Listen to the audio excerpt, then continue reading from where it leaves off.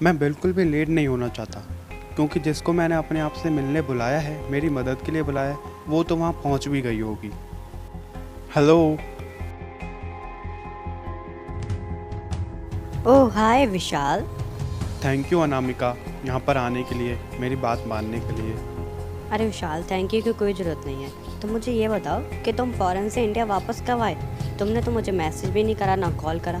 अनामिका, मैं बस 1-2 दिन पहले ही इंडिया वापस आया हूँ।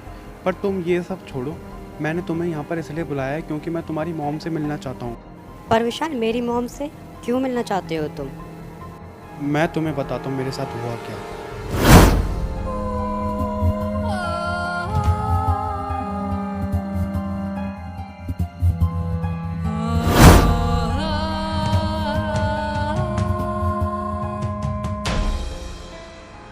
और फिर वो मेरे घर पर आ गया रात को, और उसने मेरे डैड के साथ बहुत बुरा किया।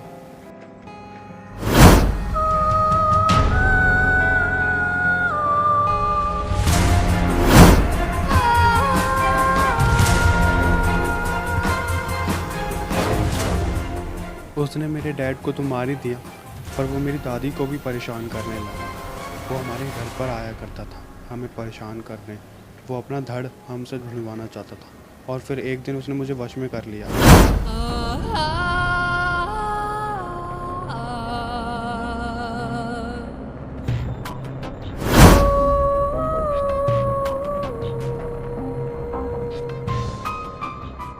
अनामिका, मेरे साथ ये सब हुआ इंडिया वापस आकर।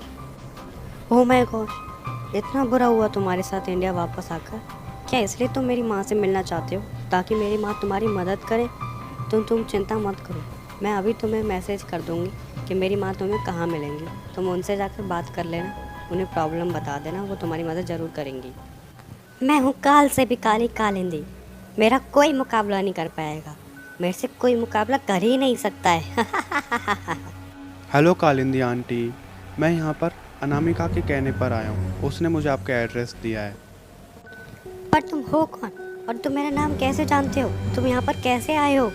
आंटी, मैं अनामिका का दोस्त विशाल हूँ। मैं उसी के कहने पर यहाँ पर आया हूँ। मैं आपकी मदद लेना चाहता हूँ। अच्छा चलो बैठकर बात करते हैं दोनों। हाँ बताओ, मैं तुम्हारी मदद कैसे कर सकती हूँ? तुम्हारे साथ हुआ क्या क्या? दरअसल आंटी, एक रात को मैं फ़ौरन से इंडिया वापस आया था, और उस रात को जब मैं एक रास्ते से आया था तो एक मंदिर पड़ा था, वीरान मंदिर। उस मंदिर के सामने मेरे कदम पड़े, और मेरी नज़र जैसी मंदिर पर पड़ी, आंधी तूफान चलने लगा। और उसके बाद एक तांत्रिक, वो आज़ाद हो गया और वो हमें परेशान करने लगा। उसने मेरे डैड को भी मार दिया, और अब मेरी दादी को परेशान करने लग रहा है। वो अपना धड़ और अपना सर हमसे जुड़वाना चाहता था, क्योंकि मेरे डैड ने उसके धड़ और सर काट दिए थे। तुम चिंता मत करो, मैं अभी पता करती हूँ तुम्हारी प्रॉब्लम क्या है।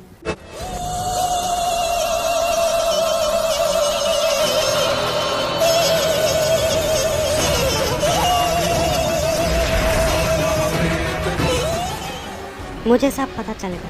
तुम्हारी हिम्मत कैसे हुई यहाँ पर आने की? तुम्हारे डैड थे वो, जिन्होंने मेरे पति कालासुर के 2 टुकड़े किए थे, और मैंने लाख कोशिश करी अपने पति को ढूंढने की, उनके धड़ और सर को जोड़ने की, पर ऐसा मेरे से नहीं हो पाया। और तुम यहाँ मेरी मदद लेने के लिए आए हो, और मेरे ही पति को मारने के लिए? तुमने ऐसा सोच भी कैसे लिया कि मैं तुम्हारी मदद करूँगी और अपने ही पति को अपने हाथों से मारूंगी? तुम भाग जाओ यहाँ से, वरना अगर मुझे गुस्सा आ गया ना, मैं तुम्हें ही ख़त्म कर दूँगी, तुम्हें मार डालूँगी अभी के अभी।